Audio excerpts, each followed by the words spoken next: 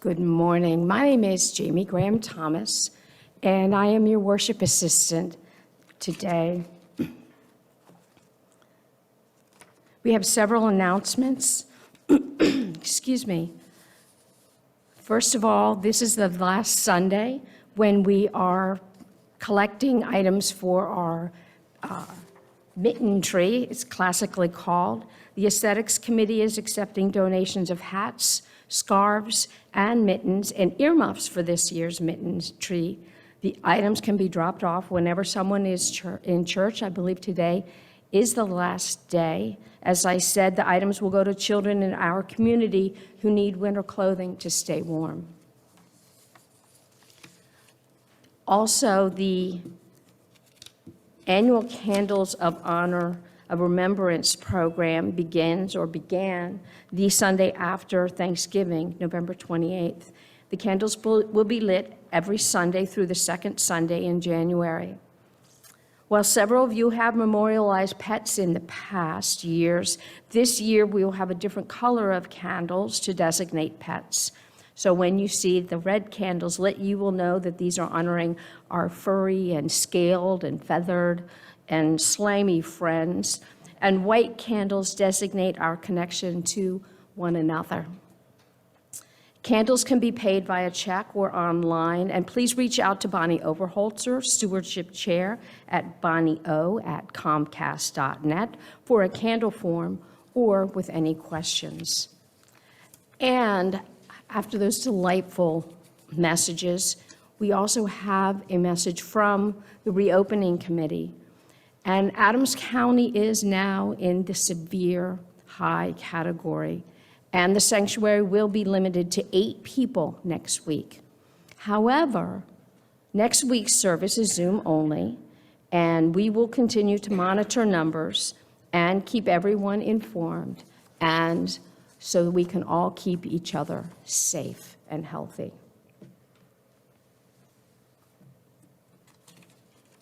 Our welcoming words this morning are from Erica A. Hewitt to learn more about being human.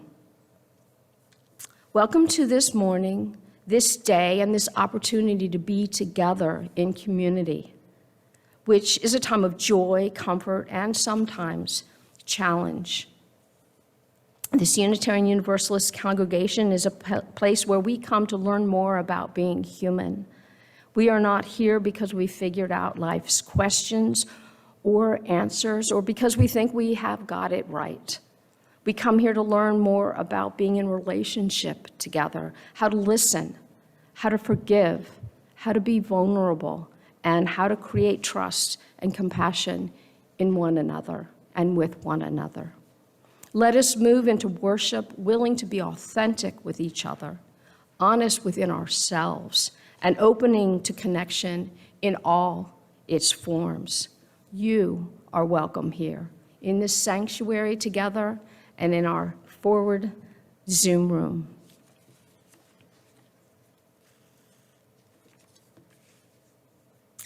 The prelude this morning is Give Me Your Tired, Your Poor, and performed by the University of Utah Combined Choirs.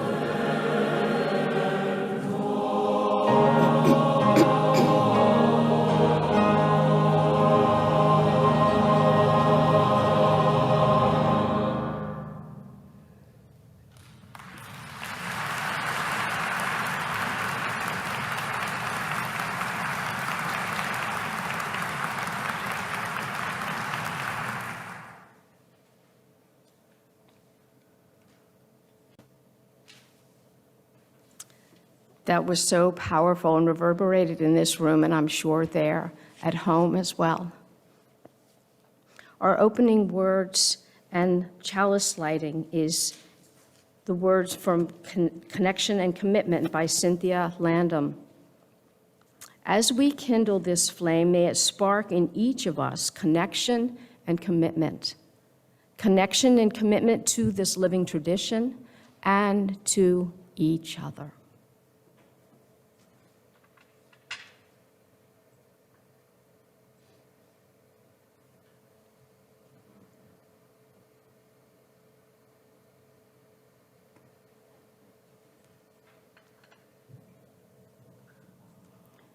And our opening hymn is My Lord, What a Morning by the Golden Gate Quartet.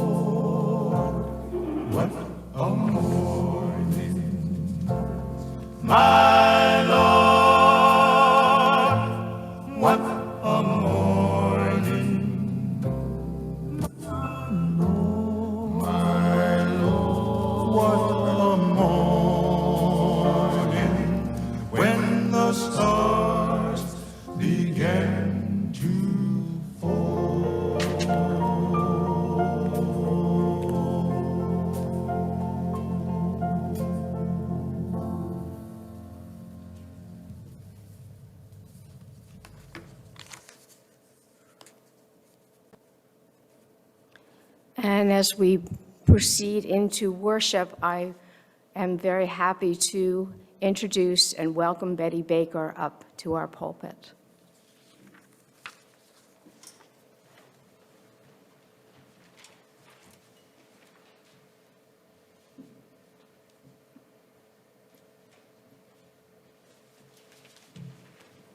Thank you, Jamie. Before sharing today's Blue Note, I'd like to make a few remarks. I'm chair of the Faith and Community Committee, and we will launch our pledge to end racism in the UUG community. In these divided times, we are empowered by the adoption of the 8th principle to promote our faith's theological mandate to privilege those most in need of justice and most at risk in our anti-oppression and racial justice work. And it is our privilege to be able to do this. I would like to add to my comments a bit of history.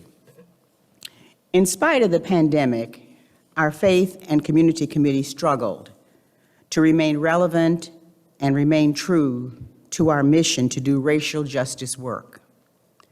COVID-19 forced cancellation of our January 2020 8th Principle Workshop on the book White Fragility with Paula Cole-Jones. We decided to attend a workshop on February 27th, 2021, which was being sponsored by our UU New Day Rising. This conference challenged us to join a continent of UUs to explore next steps in creating the beloved UU community. Of course, the basis of this is to advance racial justice. After viewing the pre-conference presentation by the First UU of Richmond, Virginia, I followed this group to the BIPOC, that is Black, Indigenous, and People of Color, their caucus, which also connects with the LGBTQ+ caucus. We wanted to learn more. On March 18, 2021, our F&C committee held a post-workshop Zoom discussion to determine what things stood out for us and if any projects might work for us in terms of eradicating racism. We discussed the background for the pledge, which began in Birmingham, Alabama in 1994. It seemed doable. So we took the first step in that process, which would be to get board approval, and which our board kindly approved. We also worked and connected with local Black, Muslim, and YWCA community members to obtain their views and modified our pledge to make it uniquely our UU pledge to end racism. This pledge will be mounted on our wall here in our church, and when people are comfortable, they will be able to sign. At this time, I would like to introduce to you Linda Nicholson, who will do, Linda Noble, who will do our Blue Note. Thank you, Linda.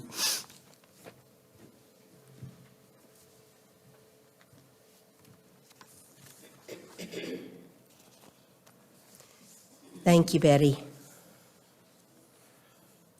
In support of the 8th principle, for which UUG has been one of the earliest adopters, we follow the lead of Black Lives of Unitarian Universalism, or BLUU. This week, we draw from the words of writer Barbara Jordan. Barbara Charlene Jordan was an American lawyer, educator, and politician who was a leader in the civil rights movement. A Democrat, she was the first African American elected to the Texas Senate after Reconstruction and the first Southern African American woman elected to the United States House of Representatives. she told us, quote, "One thing is clear to me. We as human beings must be willing to accept people who are different from ourselves." Unquote.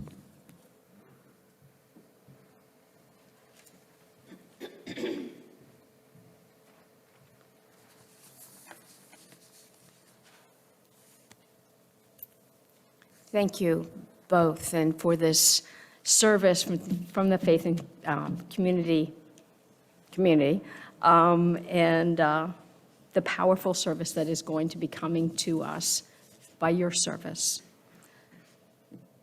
The Time for All Ages this morning is a video showcasing the work of UUG's own Betty Baker, followed by a reading of And Still I Rise. And it is narrated by Betty's niece, Kelly Foster Dodds.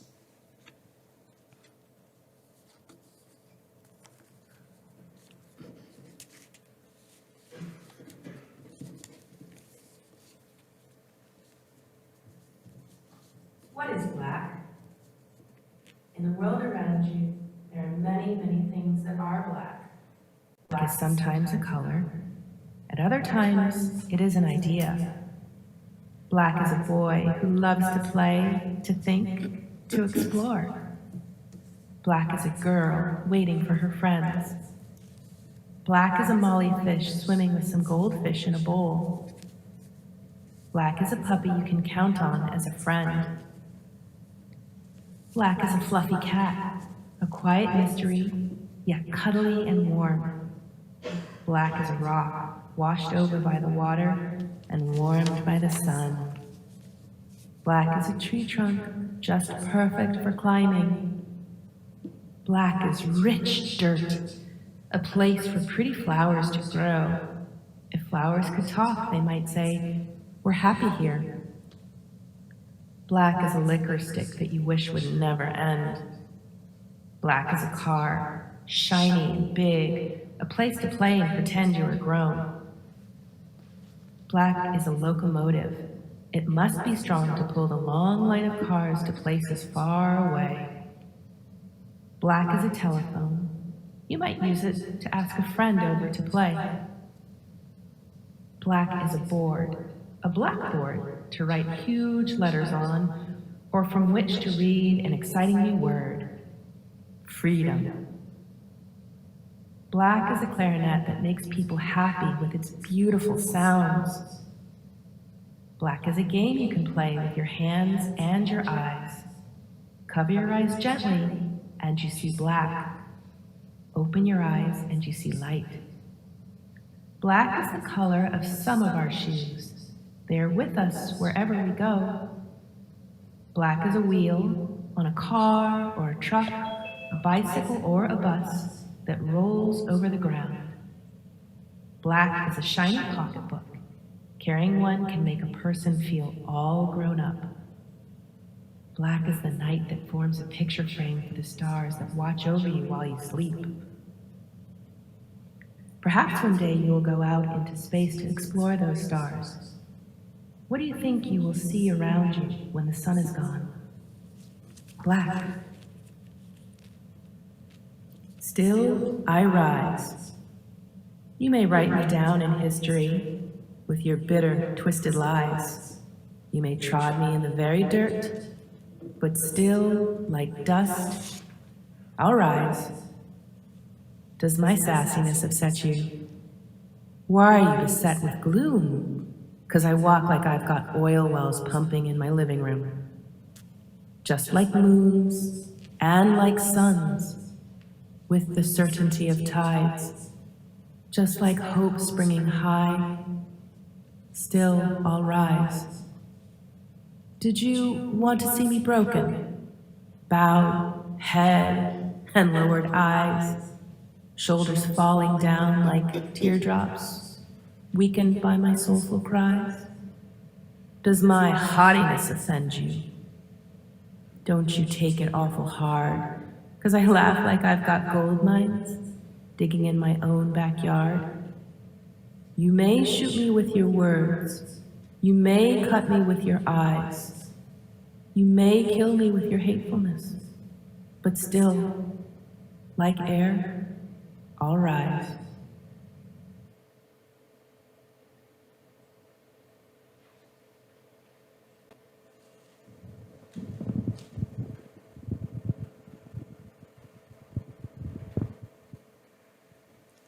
And now,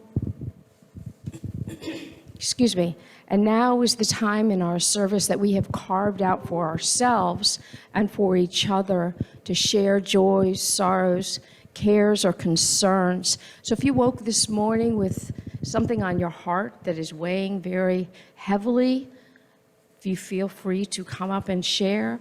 If you have something that you would like to share to lift you up and to lift up the rest of this community, please come up and share.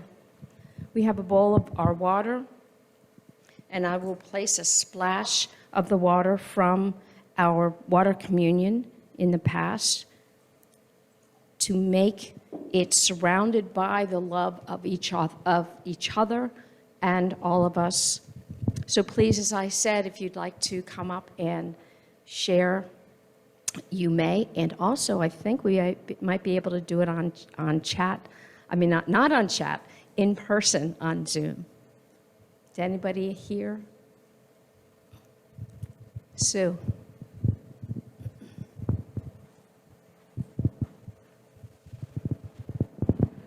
I'm Sue Ziegler. Don and I were discussing this on the way in this morning. When our children got married, we got a lovely new daughter and a wonderful new son. And they're both struggling with their families who are not protecting themselves against COVID. So they're going into the holiday season again, trying to figure out how to get together with family and try to keep themselves and their children safe. So it's such a struggle. I'm going to put a heart rock in.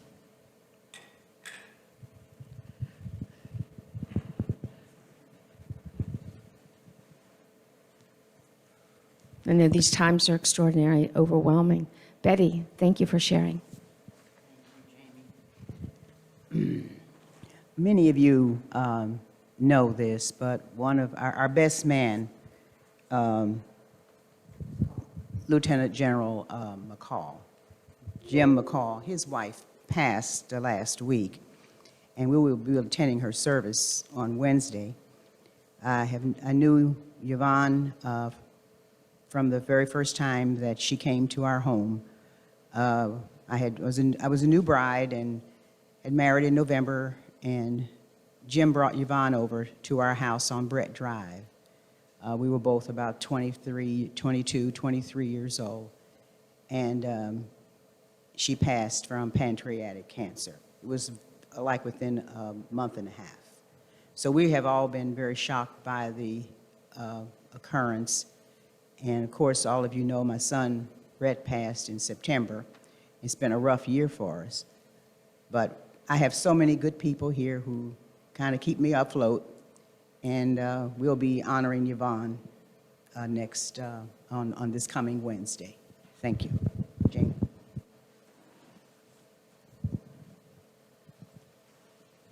Well, I will put another heartstone in there for her life. And certainly one of healing for your beautiful son. And thank you for being here as being part of our community. Eleanor. Good morning. I'm Eleanor Pella. I just feel a gift. The season of Christmas, the season of sharing and joy. Gifts from every face in this room and every face on that screen, that you participate in this, as Reverend Cindy calls it, our community, our family, our church.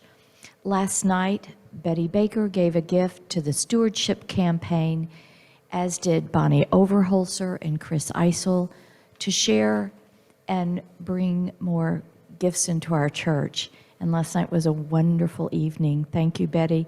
Thank you, Bonnie Overholzer, for organizing this and doing your German dinner, and Chris, your Lebanese dinner. Without any present, paper, ribbon, bow, scotch tape, I feel like I've just been so gifted by this family or community. And for that, I am ever so grateful.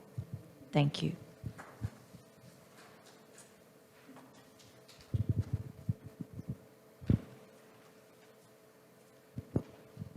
Is anyone else here in our room? How about in our Zoom room? This is like a maiden voyage. Deborah has shared that she has a sorrow for her brother-in-law Gary Steyer, death of his wife Jane last Wednesday after a long illness. Oh, and I can see that, but I don't see any hands up. Okay, well, I am very sorry. We are all very sorry about the passing, and put a beautiful chalice in to bring light into your lives. And I will place one more natural, beautiful geode to bring light in all of our lives, and a heavy stone for a popple stone for any burdens that are on our hearts that we can't share right now, but we know we can surround each other with love. And if you could join in the unison affirmation as I light our candle, may the light of this candle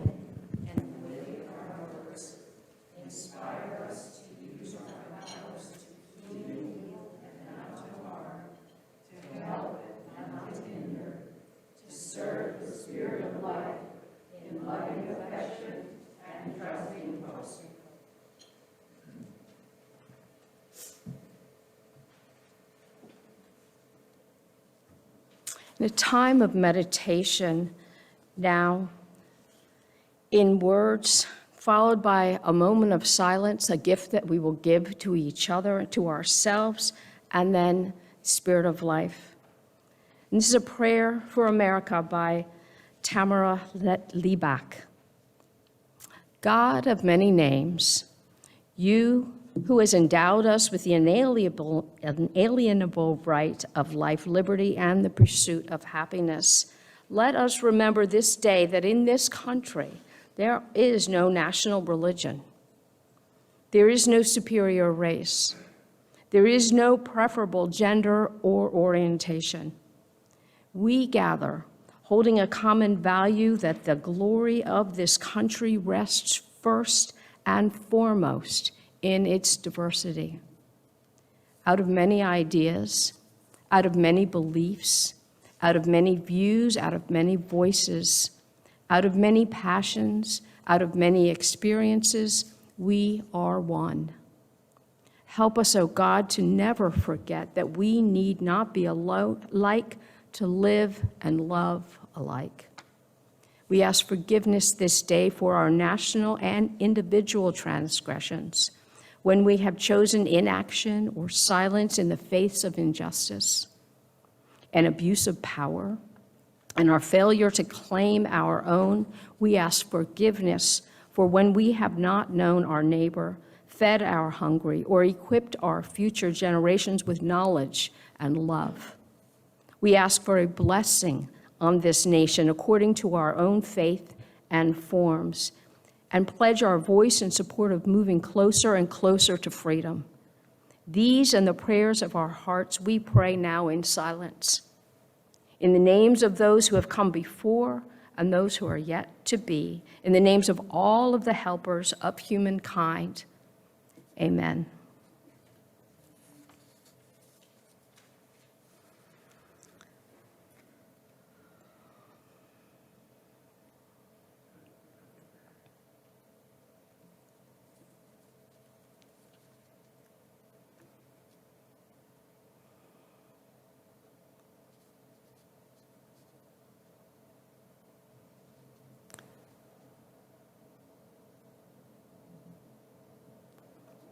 And now, let us welcome our hymn, Spirit of Life.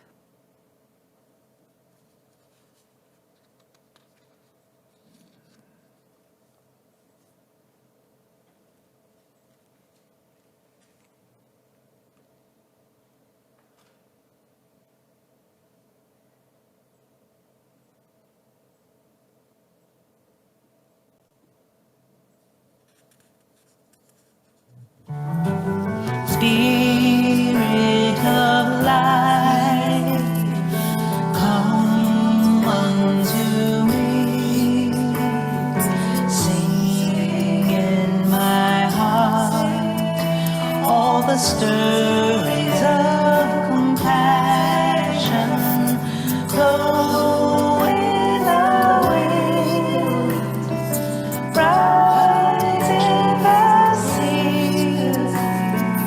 Move in my hand, giving life, shape, justice, roots hold me close, wings set me free.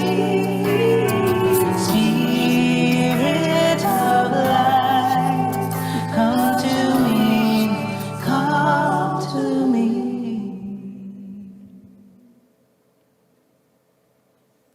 And now we welcome again Bill Myers to our pulpit.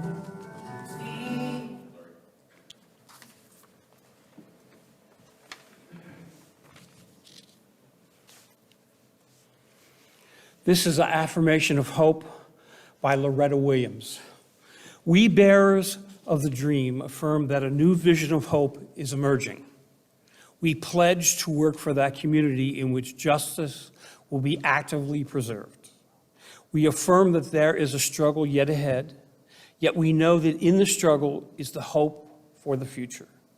We affirm that we are co-creators of the future, not passive pawns. And we stand united in affirmation of our hope and vision of a just and inclusive society. We affirm the unity of all persons. We affirm brotherhood and sisterhood that allows us to touch upon each other's humanity. We affirm a unity that opens our eyes, our ears, and hearts to see the different but common forms of oppression, suffering, and pain. Yet, we are one in the image of God, and we celebrate our hopes for human unity. Within ourselves and within the gathered community, we will discover the strength not to hide in indifference. Affirming that hope, publicly expressed, energizes and enables us to move forward.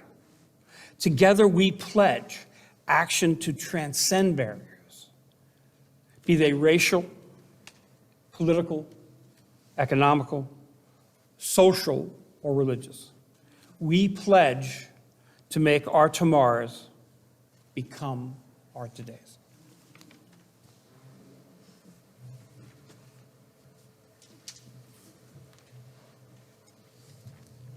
And now it is a great pleasure to introduce Matthew Teeter to share the sermon.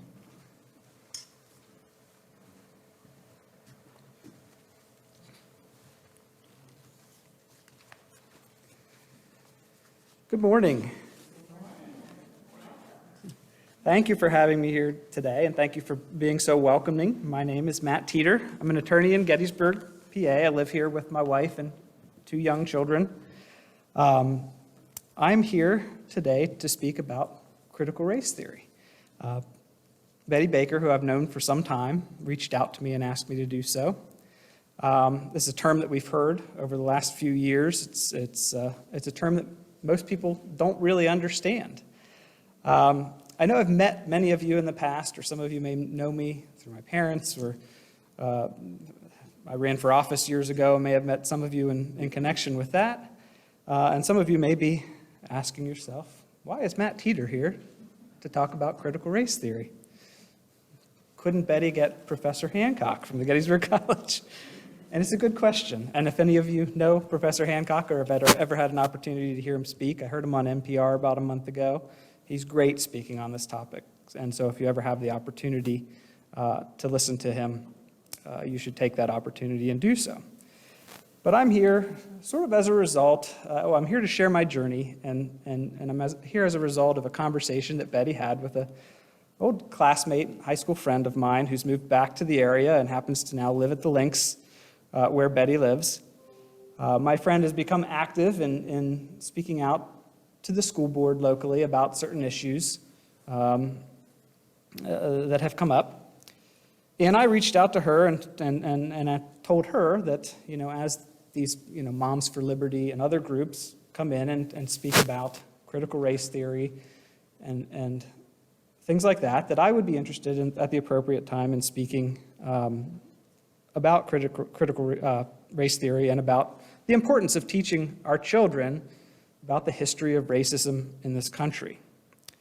I explained to my friend, who later told Betty, that after a painful stint in the computer science and engineering major at Penn State, I quickly realized that I was more interested in learning more about American history. I had a passion for learning about constitutional law, constitutional history, and civil rights. And I used Penn State's sort of build-your-own major called Letters, Arts, and Sciences to design a custom major based on my interests and what I wanted to study that drew on several disciplines, including political science, history, sociology, and even philosophy, to study things like constitutional history, civil rights, civil liberties, the civil rights movement, topics like that. In law school, my interest continued. I focused on constitutional law. There are many, many classes in law school that you can take above and beyond the first year constitutional law classes. I focused on things like equal protection, substantive due process rights, and so forth. And in virtually any topic where you're studying constitutional law, you're studying cases that have challenged laws under the Constitution, and they draw on things like disparate impact, how things affect different races, whether there's implicit or explicit biases. I mean, race plays a part in the study of law through and through. And that's where critical race theory originates. And so, yes, I studied critical race theory in college and in law school. And that's why I'm here today to speak to you. I felt this was an opportunity to actually use my education and talk about something that I am passionate about. And then I think this is an opportunity for me to step up and do something. Part of the pledge that you're taking today is, I think, a call to action, and that's important. And I realize I need to do more in this community as well. So I'm so glad to be here. It's an important opportunity for me. Back on the topic at hand, what is critical race theory? Well, in the interest of providing you with a succinct definition that all of you could take out into the world and debate people on these topics, I went through some scholarly articles to try to find a way to easily define it.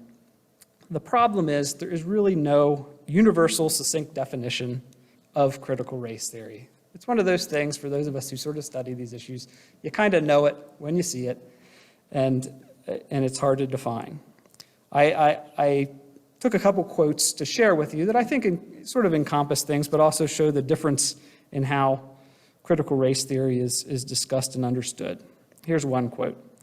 Critical race theory emerged out of a framework for legal analysis developed in the late 1970s and early 1980s by several legal scholars. The core idea is that race is a social construct and that racism is not merely the product of individual bias or prejudice, but also something embedded in legal systems and policies. Here's another quote.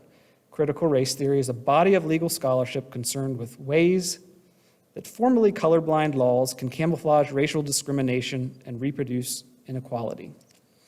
Kimberly Williams Crenshaw, who's one of the legal scholarships, there's scholars there's 5 or 6 or so of them who are credited with creating this academic framework, and Professor Crenshaw actually is credited, I think, with coining the term critical race theory. She describes it as, quote, a way of seeing, attending to, accounting for, tracing, and analyzing the ways that race is produced, the ways that racial inequality is facilitated, and the ways that our history has created these inequalities.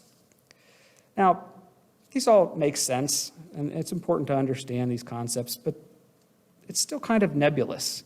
So I kept searching, and I found a January 2021 article in the American Bar Association's Human Rights magazines titled, "A Lesson on Critical Race Theory." I thought, here we go. You can always count on a bunch of lawyers if you want to deliver a succinct explanation of a complex academic and legal concept. Well, the article, it turns out, is basically a 5-page description of what critical race theory is. I encourage you all to read it. I can email a link that can be shared, but basically if you Google American Bar Association critical race theory, it'll be one of the first 2 or 3 links that come up.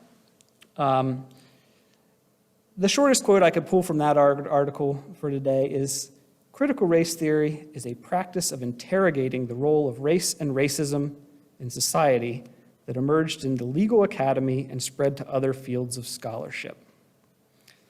The article also says, critical race theory cannot be confined to a static and narrow definition, but is considered to be an evolving and malleable practice. So, as you can see, the question, what is critical race theory, is kind of difficult to define. I guess if I were to have sat down when Betty first reached out to me and without looking elsewhere for a definition, I would have defined it like this. Critical race theory is a tool used to study our history in an attempt to better understand how certain legal structures have perpetuated inequality and injustice, and to explain the inequities that are plainly evident in our country today. Critical race theory includes the study of such topics as structural and systemic racism, de facto versus de jure discrimination, disparate impacts of laws, unconscious biases, and similar terms. But none of these terms fully encompass what critical race theory is. In talking about these issues to people, friends, family members, and just others I encounter day to day, sometimes unfortunately on Facebook, although I try to avoid that, I've just come to the conclusion that critical race theory is an important thing to understand that it exists. But it's important not to get too bogged down with the semantics. I have found that, when talking to people who say, don't teach critical race theory in our schools, you're teaching our kids to hate themselves, blah, blah, blah. If I respond by saying, well, that's not what critical race theory is, and I can spend some time trying to explain it, I've not accomplished anything. It's just not a pragmatic approach to dealing with these issues. It is true, and it is important to understand, that students in our elementary, middle, and high school are not taught critical race theory. It is truly an advanced academic concept that is usually taught at the graduate level and some advanced classes in college. But that's not to say that the things that critical race theory has uncovered, some of the things that do spill over into other things and are part of what is being discussed, to be fair. The problem with having the discussion about critical race theory is that the ambiguity in its definition makes it too easy of a boogeyman. It's one of these terms that has been co-opted, and it serves so easily because it's kind of a nebulous thing as a campaign prop, as we saw recently in the Virginia gubernatorial election. I think it's more important that we understand that critical race theory, as commonly used, as we see it in the news, on TV, it's become a catch-all term for just about any form of racial discourse, historical scholarship, or pedagogy that discomforts white conservatives.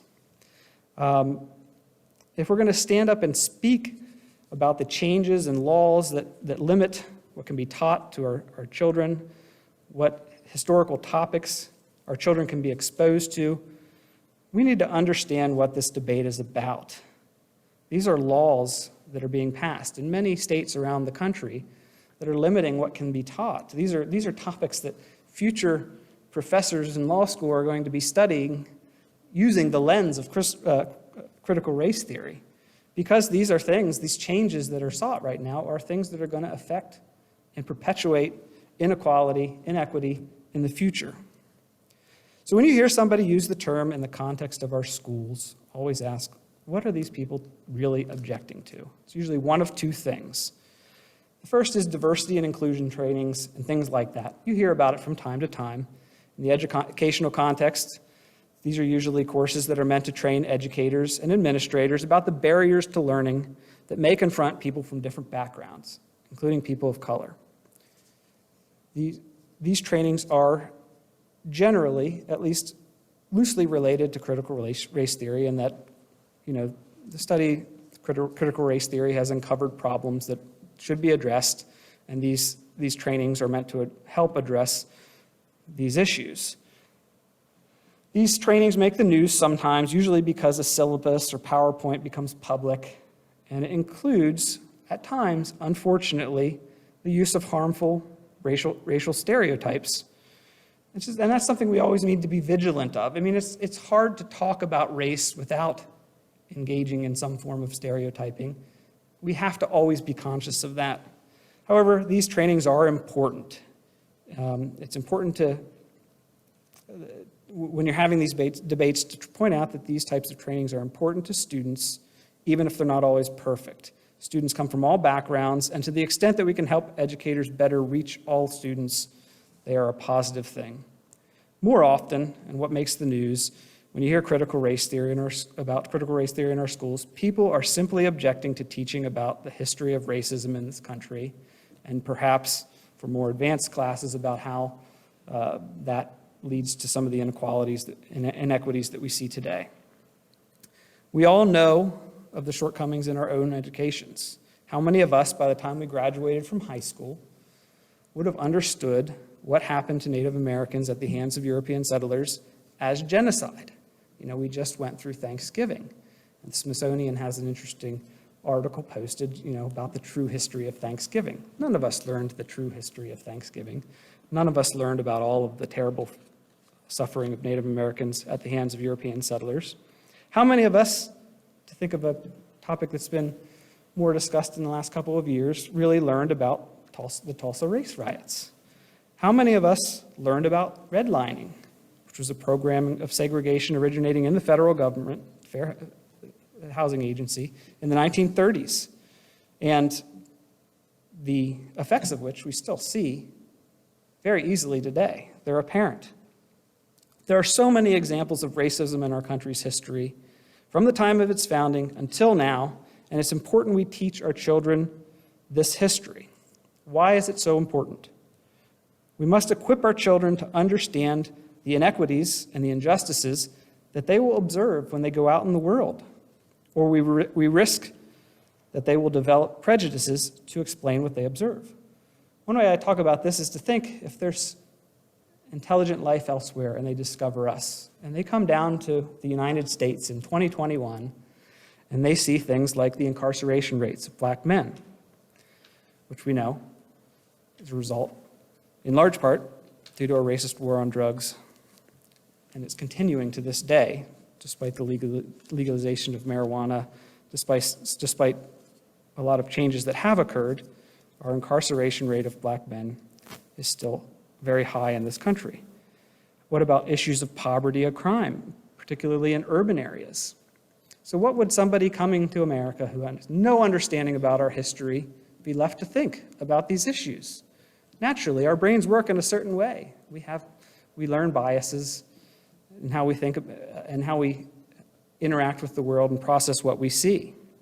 If we don't teach our children about racism, we open their minds and their hearts to things that we don't want to enter in.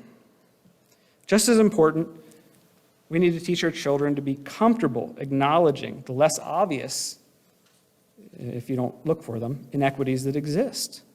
Wealth disparities, disparities in home ownership, income disparities,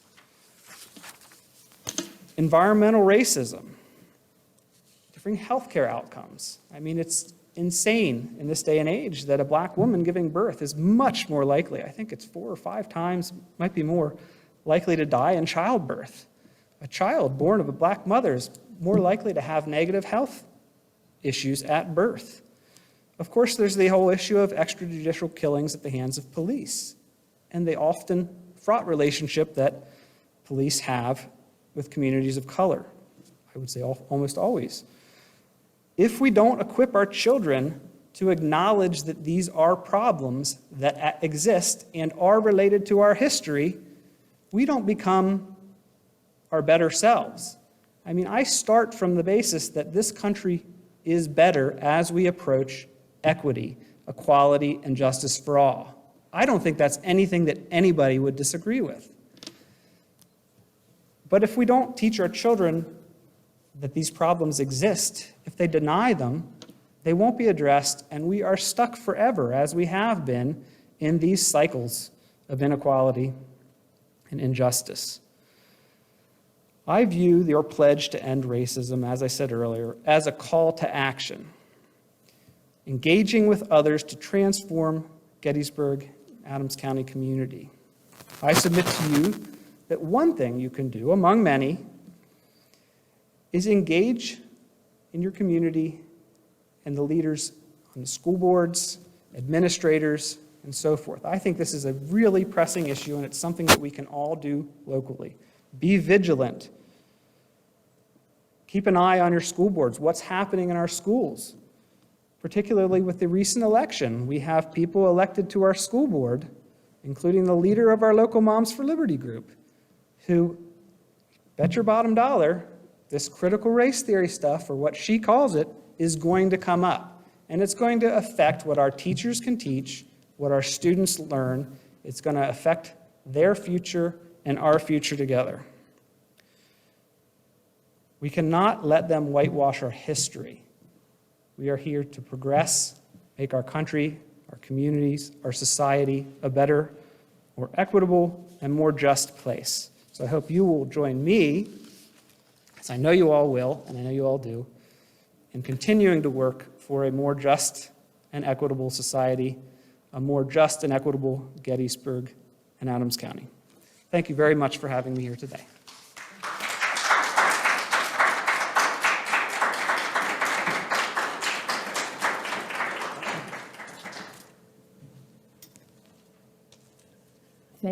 Thank you so much, Matt, for those powerful words and for this extraordinarily powerful service today.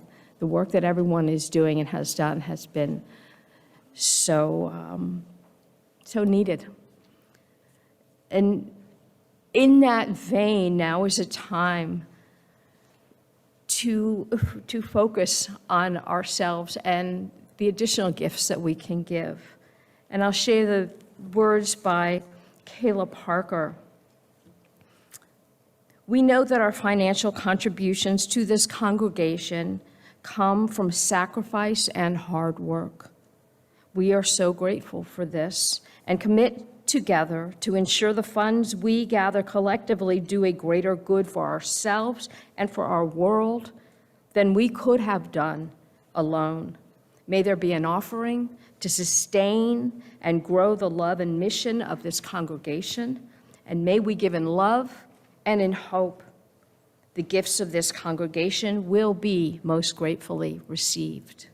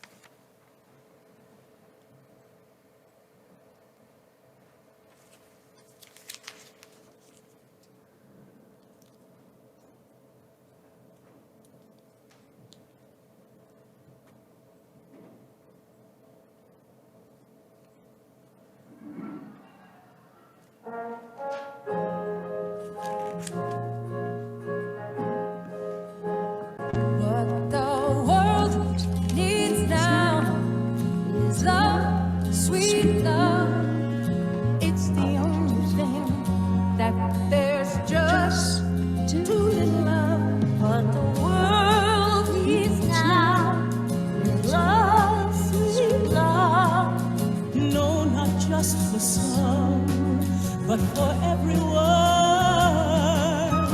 Lord, we don't need another mountain.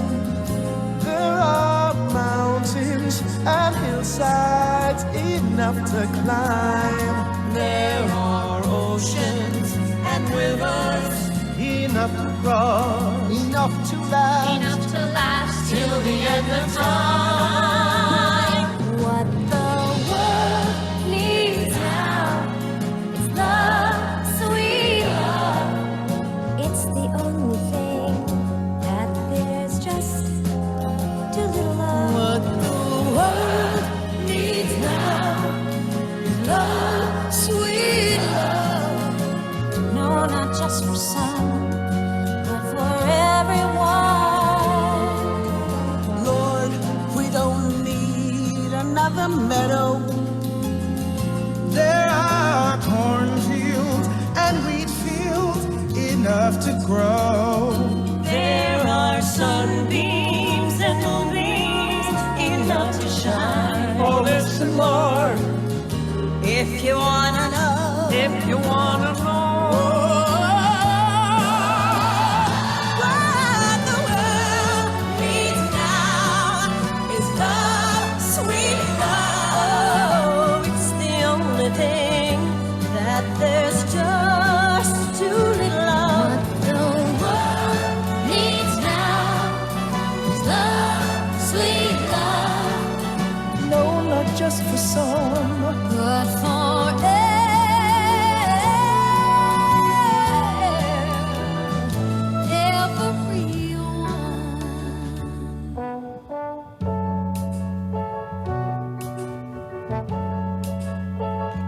What the world needs now is love, sweet love. What the world needs now is love, sweet love. What the world needs now is love, sweet love. What the world needs is love, sweet love. What the world needs love.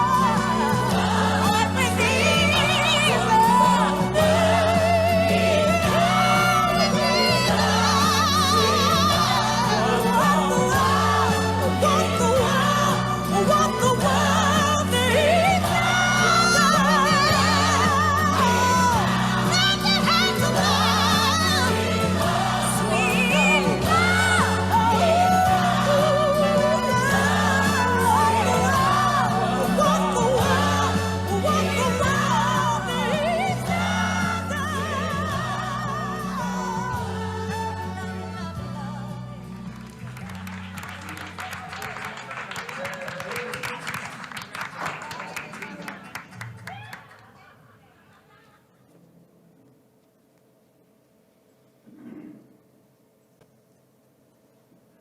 And now we welcome Joanne Nicholson for our closing words.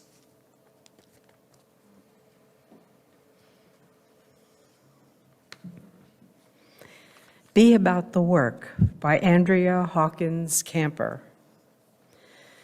May we see all as it is, and may it all be as we see it. May we be the ones to make it as it should be. For if not us, who? If not now, when? This is answering the cry of justice with the work of peace. This is redeeming the pain of history with the grace of wisdom. This is the work we are called to do, and this is the call we answer now, to be the barrier and the bridge, to be the living embodiment of our principles, to be about the work of building the beloved community, to be a people of intention and a people of conscience.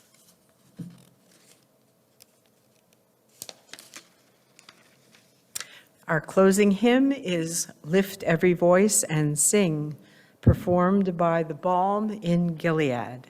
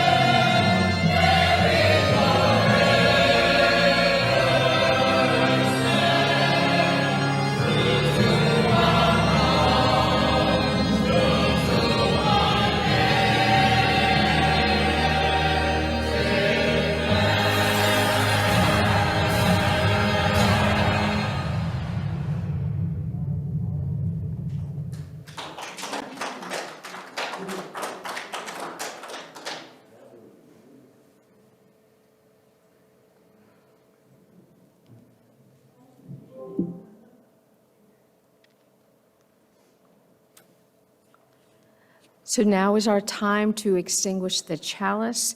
And before I do, I want to say thank you all again for this hard work that you are starting to do, that we are going to be able to do here within ourselves, out in our Zoom room, out in our community, with our partners. So thank you, Faith and Community Committee. Thank you, Jason and Shannon, and everyone in the back who is spinning and doing all the things that you do. We extinguish this flame, but not the light of truth, the warmth of community, or the fire of commitment. These we carry in our hearts and in our hands until we are together again.